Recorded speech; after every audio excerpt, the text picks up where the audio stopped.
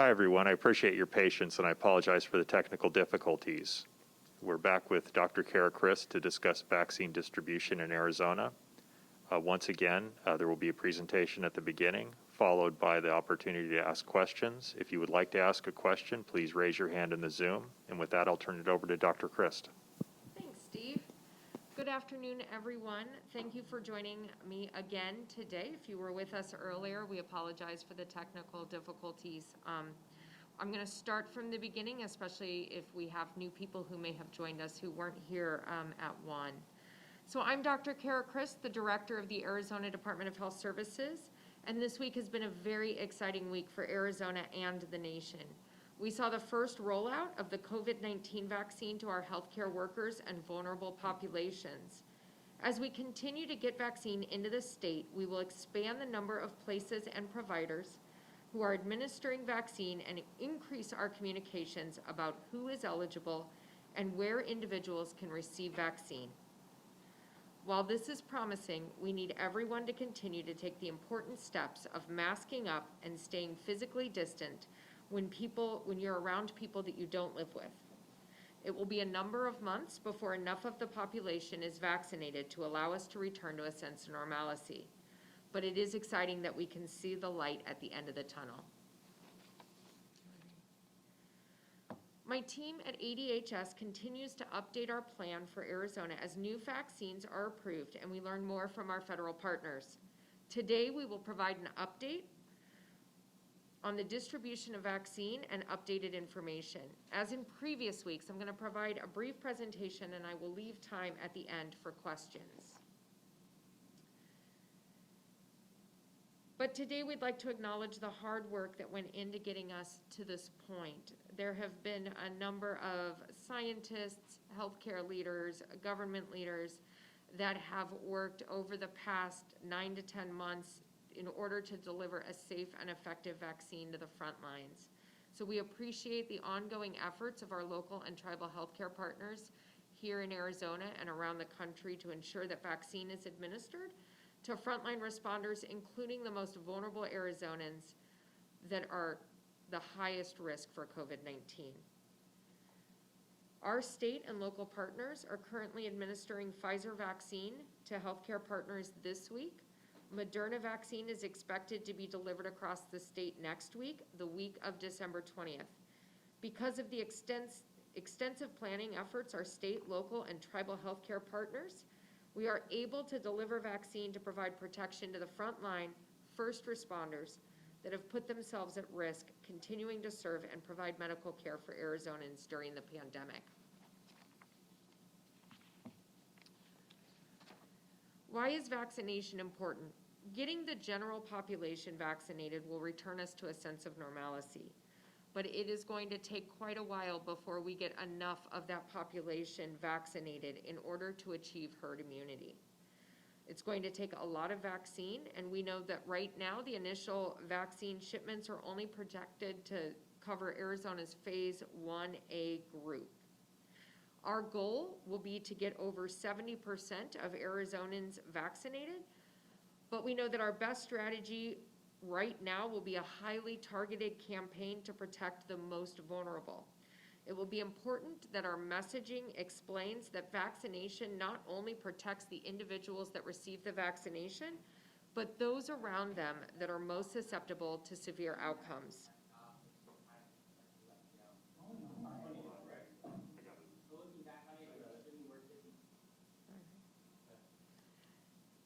So if you look at the diagram on the right, you can see how herd immunity works. So when no one has immunity in the community, the virus has many opportunities in order to spread quickly. As we get more and more of the population vaccinated, it's going to decrease the virus's ability to come into contact with susceptible individuals. And once we reach herd immunity, that's when the spread will be contained. So next steps. Based on current information, the Pfizer vaccine is currently being administered in Arizona under the Emergency Use Authorization, or EUA, that was approved by the FDA last weekend. The FDA's Vaccine and Related Biological Products Advisory Committee met yesterday on December 17th to discuss the data around Moderna's vaccine, specifically to discuss whether it's effective in preventing COVID-19 and whether the known and potential benefits of the vaccine outweigh the known and related risks of the vaccine. We anticipate, based on the discussion that was held yesterday, that the EUA will be approved either later today or tomorrow. Once the EUA is approved and the ACIP recommendations, which we believe they will meet on Saturday, and if their recommendations are finalized, the vaccine can be shipped to states within 24 hours. So we anticipate that the first doses of the Moderna vaccine to arrive this coming Monday, December 21st, through Wednesday, December 23rd. So both the Pfizer and Moderna vaccines will require patients to receive 2 doses of vaccine, either 21 days or 28 days apart, in order for the individual to be considered fully vaccinated. So we'll move on to Arizona's vaccine allocation. We have a projected total of vaccine of 384,350 doses. So this week in Arizona, we received our first allocation of Pfizer vaccine doses and anticipate having both Pfizer and Moderna available in Arizona next week. The federal government has indicated that it will continue to provide weekly shipments of vaccine as it becomes available. And our initial information from federal partners, Arizona was expected to receive 384,350 doses of COVID-19 vaccine in December. As we have heard from many other states, Arizona's Pfizer order was reduced in the ordering system for the week of 12/20 from what we were initially told it would be. So that has been a recent change that you will notice on the chart. Our initial allocation indicated that Arizona would be receiving approximately 70,200 doses of Pfizer vaccine for the week of 12/20. That ordering opening was delayed, and now our allocation was just opened and appears to be 41,925 doses that are available for Arizona. We have reached out to the Centers for Disease Control and Prevention to get additional information, but we have not been given an official confirmation of the decrease or a reason for the decreased number of doses. We have also not heard yet whether the difference between what we expected to receive of the week of December 20th and what we now believe we will receive will be provided in future allocations. So if it's not, this could reduce the anticipated 384,000 doses. This current week, Pfizer doses were distributed to Maricopa County, who got approximately 47,000 doses, and Pima County, who got approximately 11,000 doses. These doses were prioritized for healthcare workers in our major metropolitan areas. And remember that this is only considered for first doses. Our federal partners are holding back the second doses of vaccine to send out in subsequent weeks to allow individuals to ensure that they will receive their second dose. So next week's allocation will include both Pfizer and Moderna vaccine, and it's anticipated to arrive the week of December 20th. It will be shipped directly to the vaccinator as assigned by the county or tribal local allocator, and every county next week will receive doses of vaccine. On the slide, you can see how those doses will be allocated to each of our county partners. Moving on to Arizona's vaccine distribution. So we know that it's going to take a lot of vaccine to achieve herd immunity, and the initial vaccine shipments are only projected to cover Arizona's phase 1A population at this time. We anticipate continuing to receive ongoing vaccine allocations, and we'll continue to make updates to our communication and to our vaccinators as we get additional allocations. The Arizona Vaccine and Antiviral Prioritization Advisory Committee made recommendations to the state about how to prioritize these limited doses of vaccine in a fair and equitable manner. And that was based on the guidance from the Advisory Committee on Immunization Practices, or ACIP. The group, our VAPAC group, reconvened this Monday on December 14th to validate our December 3rd recommendations. These recommendations include which population should be prioritized for initial vaccine doses and the order in which these populations should be considered for vaccination. The full recommendation document can be found on our website. One note, when you look at the documents and on this slide, the recommendations show the broad categorization of priority populations, but does not provide the exact specificity within these categories. And I know I've given this example before, but for example, fuel transporters would fall within essential workers, which are in phase 1B under the transportation category within the essential workers, but it's not going to list fuel transporters out explicitly.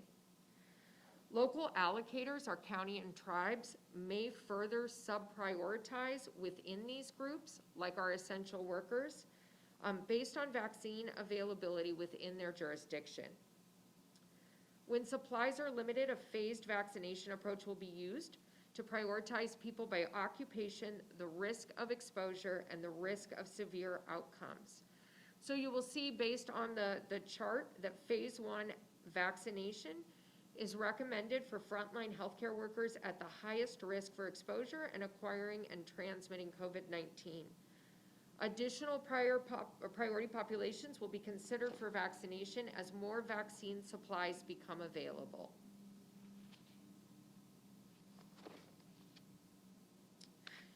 So just to go over this really quick in case someone hasn't been on the call for the last couple of weeks, Arizona follows a local allocator model.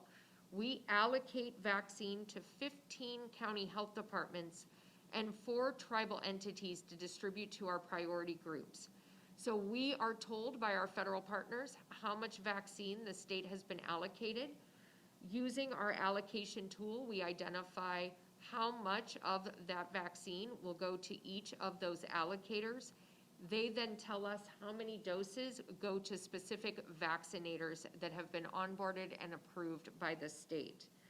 We place that order, and then the vaccine is shipped directly to the vaccinator at their site or location where they will be vaccinating, and we do this on an ongoing weekly basis.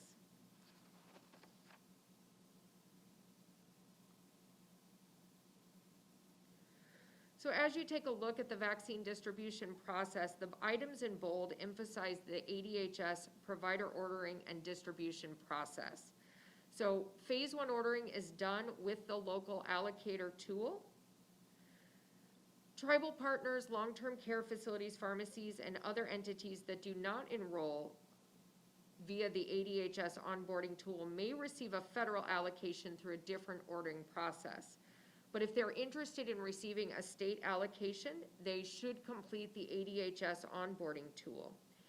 As we move through the phases, we anticipate that more and more providers will be providing vaccination and will be part of that distribution. During phase 2, one of the things to note is pharmacies are actually expected through their partnership with CDC to receive a federal allocation. We'll continue to be monitoring them because pharmacies and pharmacists are part of our statewide vaccine distribution plan.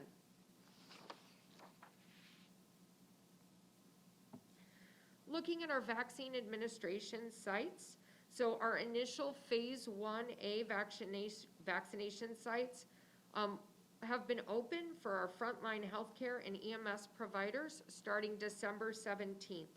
So Arizona had 4 large-scale vaccination sites that kicked off the initial campaign while we still had limited supply. Additional statewide sites will be phased in as we get more vaccine and supplies become available during the week of December 20th. We have over 500 providers that have been approved and are eligible to receive vaccine once it becomes available to them. And the CDC Walgreens CVS partnership will begin vaccination in skilled nursing facilities the week of the 27th. We have 146 skilled nursing facilities throughout Arizona. We've had over 2,000 long-term care facilities sign up through the Walgreens and CVS partnership with CDC so that they can receive the on-site clinics for their residents and staff. As we've said before, our long-term care facilities are a priority, both nationally and for the state. CDC has partnered with Walgreens, CVS, and other pharmacy chains to support vaccination of staff and residents at our long-term care facilities. This partnership will allow staff and residents at these facilities to be vaccinated within their facility. And like I said before, we've had over 2,000 facilities enroll in the federal program before the program was closed. Arizona has activated the long-term care facility program for our skilled nursing facilities at this point only. They will be receiving Moderna COVID-19 vaccine for this partnership. We felt that the Moderna vaccine was the best choice to use in Arizona skilled nursing facilities due to the geographical spread of our skilled nursing facilities that are in the state, and we know that the Moderna vaccine requires less stringent storage requirements and is more mobile than the Pfizer vaccine, which requires ultra low temps to be stored. The enrollment period for the CDC program has closed, but we did share our sign-up process with all eligible facilities, and we were very excited to get such a large number of facilities participating. We will continue to work with our county health departments to determine if there are any gaps and anything that we need to help with them.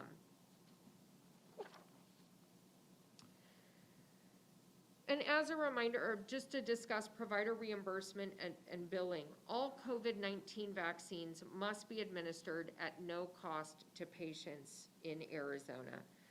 The Federal Centers for Medicare and Medicaid Services has released a plan to support provider billing for vaccine administration at no cost to the patient.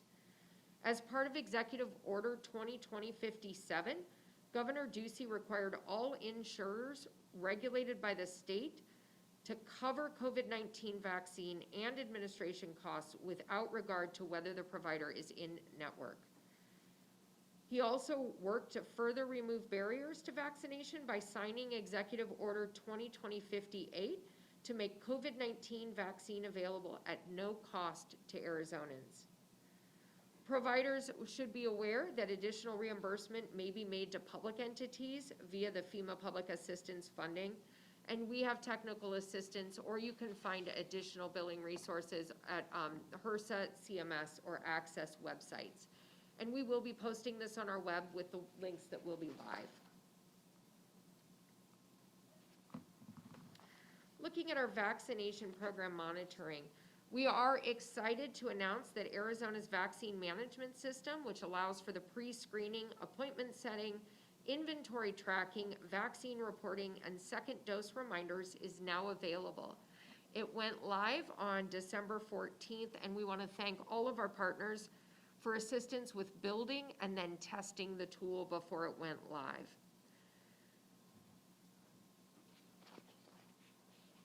So providers in Arizona are required under Executive Order 2020-57 to report information about COVID-19 doses administered. They have to report that to ADHS within 24 hours to allow ADHS to monitor the rollout of the vaccination program and determine vaccine coverage among our different populations.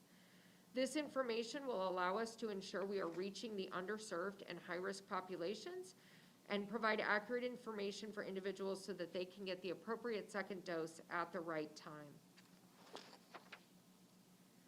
So second dose reminders, ACES reporting is a COVID-19 vaccination program participant requirement. So the system, our ACES is the state's, the Arizona State Immunization Information System. So that's our immunization registry. The system includes a reminder and a recall capability. Data may be exported from ACES or other electronic health records to generate auto phone call and text reminders. Pfizer and some of the other drug companies also have programs that will specialize in patient reminders as well. You'll see an example of a patient reminder card that's included in the vaccine kits. This reminder card, along with fact sheets, including the vaccine information sheet, the EUA, and other information, has to be passed out to patients who are receiving the vaccine, and patients will be encouraged to set up appointments for their second dose before they leave the site for their first dose. The vaccine management tool that I showed you on the previous slide and ACES both provide options for second dose reminders. And so local jurisdictions and vaccine sites will have different processes for conducting reminders for patients to return for their second dose. Like I said, some will be scheduling second appointments as they arrive for their first. They can use electronic reminder recall capabilities within either the existing vaccine management systems or their own electronic health records, or utilizing the second dose reminder cards included with the ancillary supply kits that are shipped with the vaccine. One of the things that is critical for us to message at this time is that the vaccine is safe and it is effective. And so CDC has been releasing many resources covering vaccine safety and other important topics. As it says here, vaccine safety is a top priority, and we're making sure that questions and concerns are addressed as we develop our Arizona-specific messaging strategy. I've highlighted some of the resources that CDC provides, but this is definitely not all of the available resources. We want to encourage everyone to explore through the new pages that CDC has posted. We've put an example of the communications toolkit, and it has a lot of tools that are available. We'll briefly cover some of the other items in the following slides, but ADHS is working on our own toolkit that will include templates, posters, flyers, and more. One of the things that our federal partners have launched with the initiation of COVID-19 vaccination is called vSafe. It's an after-vaccination health checker.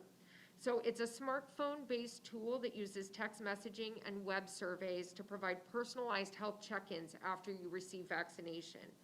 So we're going to ask providers to share the flyer that tells you how to register for vSafe with each patient, or to post the flyers so that patients can access the QR code in order to access the health checker. You can see that image on the right is the mobile health check from my phone from today. They do send daily texts, and they ask you about any symptoms you might be having, and then do let you know that if you answered certain things, that a CDC representative may be following up with you to do further questions. For all vaccines, there is a national reporting system known as VAERS, or the Vaccine Adverse Event Reporting System. So per the emergency use authorizations, providers administering the vaccine must report specific events that occur during or after vaccinating an individual, and that has to be reported to VAERS. And this includes a number of different events. It can be vaccine administration errors, whether or not it's associated with an adverse event. It includes serious adverse events that are irrespective of whether it's due to the vaccination. If somebody has a cardiac event, if somebody undergoes emergency surgery for a gallbladder, those all need to be reported as well. They're also looking for COVID-specific things such as the cases of multi-system inflammatory syndrome in children and adults, or cases of COVID-19 during or after vaccination that result in hospitalization or death from COVID-19.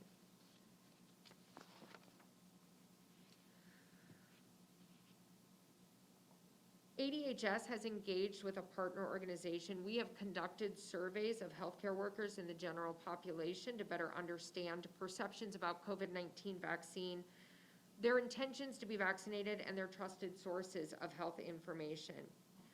Through this work, we have started developing targeted communication strategies that will be in partnership with our local jurisdictions. Because what we really want to encourage is our healthcare providers to roll up their sleeve to get the word out that vaccine is safe. The Vaccine with Confidence campaign is a national strategy aimed at healthcare providers, and it's using these resources to build out healthcare provider toolkits. We've taken a number of their materials in their communication plan and put it into ours because it aligns well with those same objectives. We were excited that based on our survey that more than half of Arizona providers report that they are likely to get that vaccine, and we want to build on that confidence and expand that to our communities.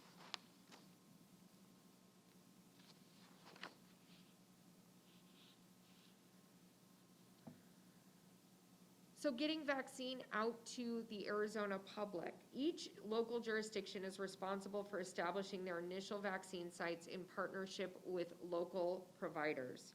So as we've started to vaccinate, we've had a small number of regional sites open, and that will continue to expand. For example, Maricopa County currently has 2 pod sites that are currently vaccinating healthcare workers. This will expand to be 5 over the next coming few weeks. They have a pre-screening tool that's available for healthcare populations that feel that they are eligible. For the phase 1A vaccination, once they're pre-screened and if they fit the criteria, the county will follow up and send an appointment at one of the sites that is nearest to their home or their place of employment.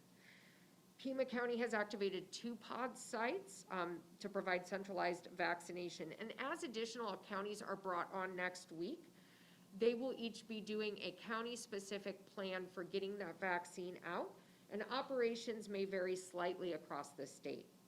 As we get more and more vaccine and are able to open up eligibility to phase 1B populations, we know that the prioritization and vaccination strategies is going to differ between local jurisdictions.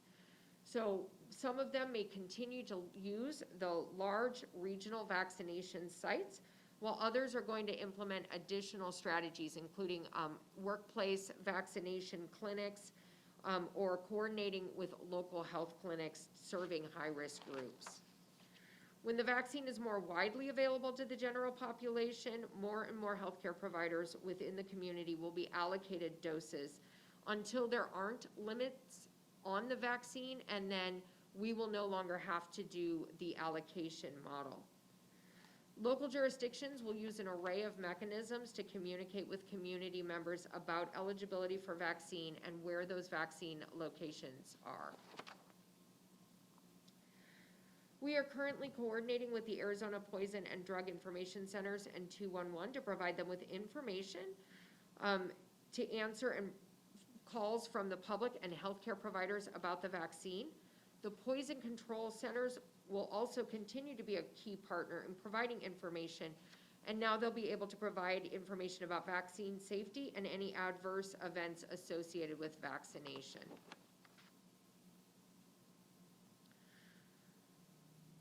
For individuals who are interested for where they can go for more information on COVID-19 vaccine, ADHS is committed to making as much information about vaccine sites as possible available on our website, similar to how information is displayed about COVID-19 testing sites. And we will clearly communicate the vaccination phase the state as a whole is in.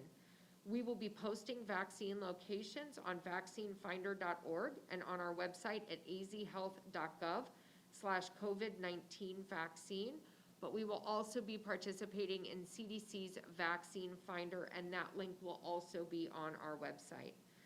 For general information about COVID-19 or COVID-19 vaccine, you can call the 211 hotline or visit our website. We have a page dedicated to COVID-19 vaccine at azhealth.gov/COVID-19 vaccine. And thank you so much for joining us today. I'm happy to take any questions that you might have. Dr. Christ, our first question is from Cameron at ABC 15. Hi, Cameron. Hi, Dr. Chris. Thank you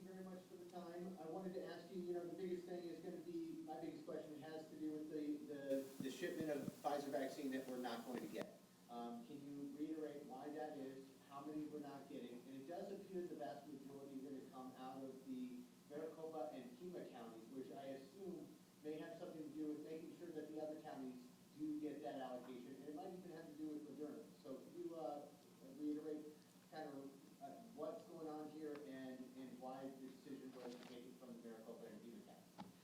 Absolutely, that is a great question. And so we don't know from our federal partners yet why our allocation was decreased from about 70,000 to about 42,000 overall. So it's a reduction of about 28,000 doses. Why the biggest reduction is taken from Maricopa and Pima was working with our local county health departments.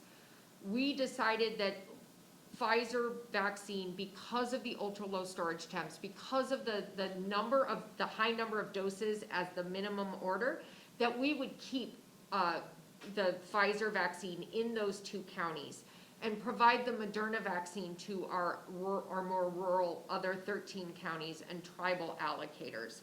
You can get those, instead of having to order 975 doses, you can order them in 100 dose packets, which is much easier and ensures that our rural health departments will be able to allocate that vaccine and not have any of it go to waste. So Maricopa County and Pima County will still be getting the Pfizer vaccine. It is going to be reduced, and we are working with our partners to make sure that they are also getting Moderna vaccine. So all 15 counties will be getting Moderna vaccine. And we're working with all of our partners on the messaging about utilizing the full 6 or 7 doses that are in those vials. So we will continue to work with our partners and our federal partners to identify why we got a decreased allocation, but it looks like it's happening to states nationwide. And will this be something that will be critical that you bring up to the federal government? Because this is only the second shipment, obviously, but supply, especially logistically planning for it, is a big deal. So will this be something you directly bring up? Yes, so we have reached out to CDC to find out, because our plans were based on that. Luckily, our counties are very good at changing course and being able to reallocate and things. So we are still able to order that Pfizer vaccine and get it to where it needs to go. But if this continues to be an ongoing issue, we will be we are communicating with CDC, but it does impact our planning process. Next up is Katie Davis-Young from KJAS. Hi, Katie. Hi there. Thanks for all your availability this week and for providing a lot of really thorough information about the vaccine. My question is actually about the report that your office sent out earlier today about the state of COVID spread. Just about every county in the state is now showing that substantial benchmark in all 3 categories. But the report sent out by your office earlier today shows a different set of business reopening guidance than any of your previous reports had. It says bars, gyms, theaters, water parks were previously supposed to be closed when you hit that substantial benchmark. Now it says open but at reduced capacity. There's basically no difference between the moderate level and the substantial level. So when was that change made and why? And are any businesses going to have to close in Arizona? So Governor Ducey made it very clear that we are not looking at shutting down businesses at this time when we return to the substantial metrics. So we are working with our local county health departments to increase enforcement of the mitigation measures. So most of these strategies have been in place and are still in place. So bars and nightclubs are still not open unless they're operating as a restaurant. Restaurants are open at 50%, but they have to implement all of the mitigation strategies, including masks, including physical distancing, reduced occupancy, and trying to move as much as they can outside. Gyms is one of the differences. They were closed initially when this was reopening guidance. They were closed during substantial. They are currently open and are remaining open at a 25% capacity with all of the mitigation strategies in place. That was. What's the point of the benchmarks, though, if moving goalposts? Right, so the benchmarks were initially designed to be reopening benchmarks. And when we looked at it and made those benchmarks, that was before we knew what kind of mitigation strategies would be put into place and what all of the things that we know now about the virus and what we're seeing in the data. And so working with the governor's office on that, keeping those businesses open, because there's a lot of health impacts that people losing jobs and not having access to housing or food can have on them long-term. And it's not significant, it's not a significant increase in the number of businesses that are open compared to what were open back in substantial. So we continue to watch the data and look at that, but those were really designed to be reopening benchmarks. Next up is Peter Samore from KTAR. Hi, Peter. Hello, Dr. Christ. Thanks for taking my question. First of all, how are you and your colleagues who took the vaccine 2 days ago now doing? Any side effects? How are you feeling with 2 days afterwards? So I'm feeling great. I had a little bit of a sore arm right at the injection site yesterday. Not as bad as what I usually get with my flu shot. And today it's completely gone and I don't have any other side effects at this time. The colleagues that I've kept in touch with are still doing relatively good, and we will be promoting what they're doing on our social media and bringing them back on day 21 to get their second dose, and then doing this all again. Speaking of the second dose, we understand how the state is trying to push people to remember to get their second doses after at least 3 weeks. Is there any enforcement on that? And if they don't come back at all, is that vaccine wasted, that booster, or is it given to someone else? What happens to that second shot? Right, so that second shot, you do get a little bit of protection with the first shot. But what they've studied, and the 95% efficacy comes with that booster dose, which is really gonna boost your immune response and make your body remember when it finally does see the disease. So we are encouraging everybody. It will not be mandated, but like for our healthcare workers, they all understand that it is a second dose. The vaccine won't be wasted. We will maintain those second doses, and if people aren't interested in coming back, those will become first doses for others. Very well. A couple of follow-ups too. If you've had, should you still get the vaccine when it's your turn? And should you be quarantining after you get the vaccines? So we recommend that if you have had COVID and you are a healthcare worker or a critical infrastructure or vulnerable population, we would recommend you still get the vaccine at this time, because we don't know how long immunity lasts if you've had COVID-19 before. We are not recommending a quarantine after you get vaccinated. It only has, the vaccines that we're currently dealing with right now don't have live virus in it. So you will not be shedding infectious particles of the disease, and you're not at risk of spreading it to other people. Got it. And what happens if you take the vaccine, the virus is in your system already, perhaps you know or don't know that you have the virus in your system, and is there any other change in attitude among reluctant healthcare workers? I know you showed us the poll there a moment ago. It hasn't changed since last week, but I don't know how old the poll is. Yeah, so that poll is the same poll that I showed you guys last week. We're still using that data. That data was actually, those surveys were taken before the efficacy, like the data review by FDA, so we feel that it's even more now than it was at the time of the survey. And for people so that would be one of those things that are reporting, because that's kind of an unknown. What happens if somebody gets COVID-19 while they're being vaccinated? I think it would depend on where they were in the vaccination schedule, how many days, would they have had the ability to mount a response? So that's why it's so critical that healthcare providers report people who get severe cases of COVID-19. If it's asymptomatic or mild, you might not even realize that you have had it. And then we would recommend that you continue to get that second dose if you've had it. But we will work with the CDC to identify, kind of those longer term impacts that might have. Very well. Thank you very much. Thank you. We have a question from Juan Juarez at Telemundo. Okay. Hi, Juan. Hi there, thank you. So my question for you was actually, I was gonna ask you how you're feeling, but you already asked that, so thank you for that. But I did wanted to ask you, how many vaccines do you know have been distributed so far from the start of yesterday? I tried to look up the number, I couldn't find it.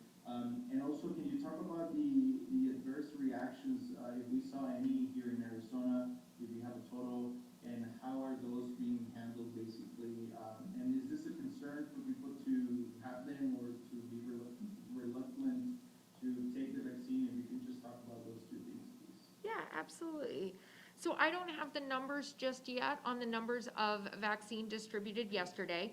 So we will be getting those numbers, and it's going to depend on reporting and how it's coming through. I've heard various capacities that each of the sites could hold, and so we're interested in seeing what the number is. So, but we can get that, like, if you want to follow up with Steve, we can identify and see what they said was the first day of administration.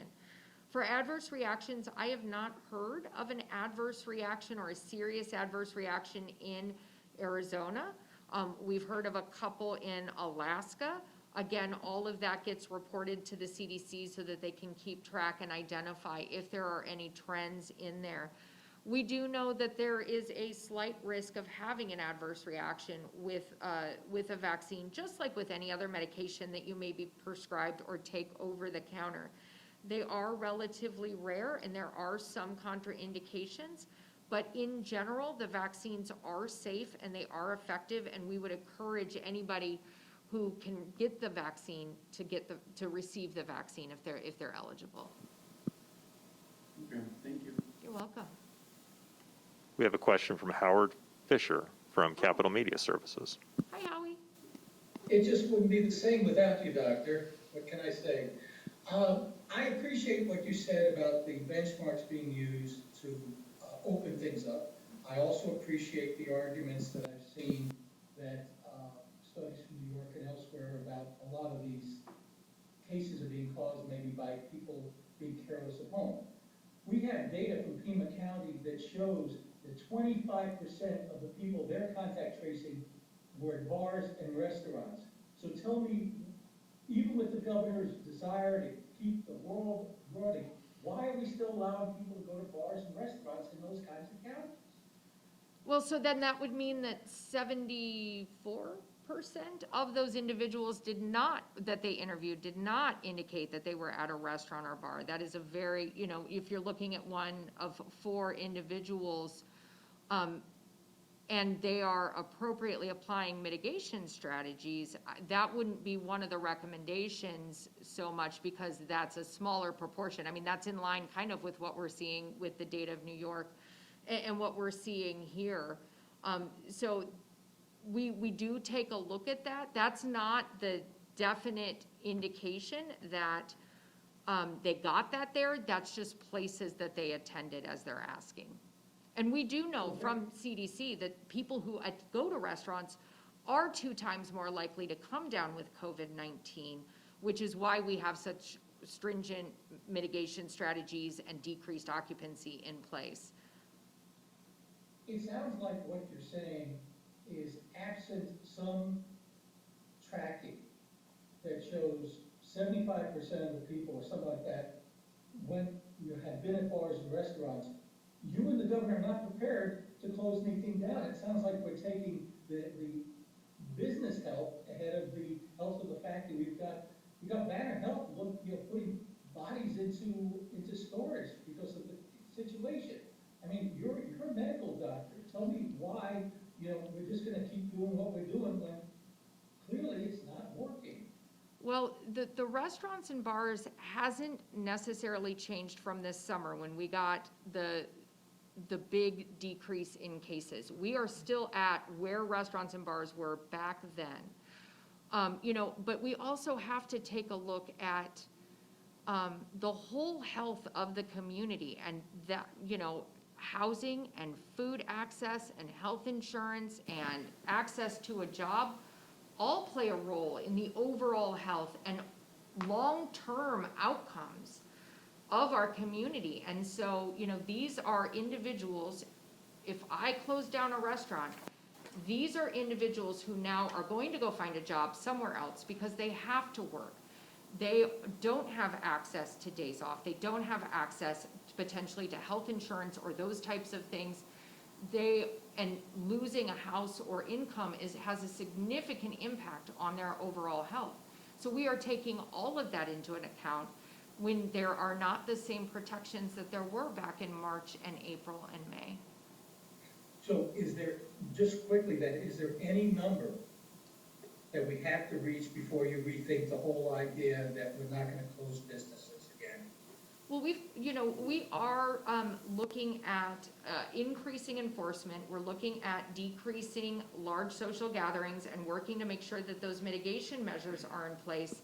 I can't say that there's not a number, but there are other strategies that may come in before we would recommend closing. Fair enough, thank you. Thanks, Howie. Next is Eric Fink from KVOA in Tucson. Hi, Eric. Hey there, Dr. Chris. Thanks for taking the time. I have two questions. First, with the Pfizer reduction, that's almost 30,000 doses fewer than you were first expecting. Does that give you any pause, any concern about the initial effectiveness of the rollout?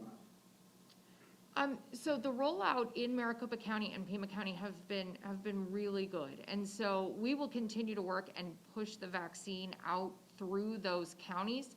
It gives me concern with our anticipated timelines of trying to get the phase 1A and moving into phase 1B and phase 1C, because, that initial 380,000 doses would have covered our healthcare workers. And so we'll continue to monitor and push our federal partners to make sure. It sounds from the Pfizer perspective that they've got the doses available. So we're really eager to find out what happened this week, 2 states that resulted in that decrease, because that could change a lot. Do you have any thoughts? Are you thinking one thing over another as to what may have been the cause? It could be, we've heard, all kinds of rumors that it's weather and the inability to ship and that delayed allocations. We've heard potential reserve. So it's really hard to speculate what it is. It does not sound like it was a manufacturing issue, though. So that at least, that would be reassuring if that was true. And my second question is, I know that CVS and Walgreens, the federal partnership with vaccinating staff and residents at long-term care facilities start on Monday. Can you kind of explain as to why ADHS decided to use the Moderna vaccine rather than the Pfizer vaccine for this portion of the population? Yeah, absolutely. So looking at the requirements for the Moderna versus the Pfizer vaccine, knowing that we've got long-term care facilities and assisted living facilities all throughout the state, some of them are very geographically spaced out. We wanted to make sure that they had vaccine that they could keep in smaller doses and get out to those more rural areas, and that didn't require the ultra low temperature storage, so the -80 storage. The Moderna vaccine can go into a regular freezer. It's much hardier, so it's better for those mobile types of clinics. So the pharmacies will actually be contacting each facility to schedule an appointment to go out to do the vaccination, and they will take the vaccine and staff and PPE and all of the necessary supplies to that facility to do it on site. And we thought that it would make it easier if they had the Moderna. Thank you so much, Dr. Chris. Appreciate your time. Yeah, thank you. Next up is Bud Foster from Tucson. Hi, Bud. Hello there, Dr. Chris. Thank you very much for taking the time today. A quick question for you. On your Moderna rollout, the numbers that you had released in your information was the 18,500 doses would be going to Maricopa County. 17,000 of them will be going to Pima County. Usually these are distributed on a population basis. This is way out of whack if you look at that. Why is that? Why is Pima County getting so much more than, say, Maricopa County or Maricopa County getting? So Maricopa County indicated a preference for Pfizer vaccine. And so with the number of doses that are allocated through the Pfizer vaccine, they're getting a large amount of that for their healthcare providers. And so they didn't need quite as much Moderna to make up their allocated total. Pima County said that they were great with Moderna or Pfizer.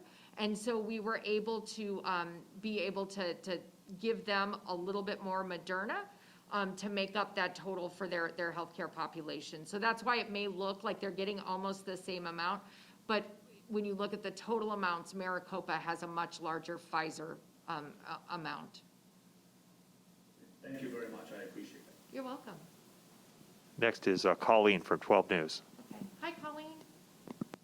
Hey, thank you for your time. I really appreciate it. First I wanted to ask, I understand that the first order that we have is vaccines going to start just that 1A phase. Is there a timeline at this point when we look at when those 1B folks could start getting their vaccine? And I'm looking to specifically understand when teachers might get their vaccine.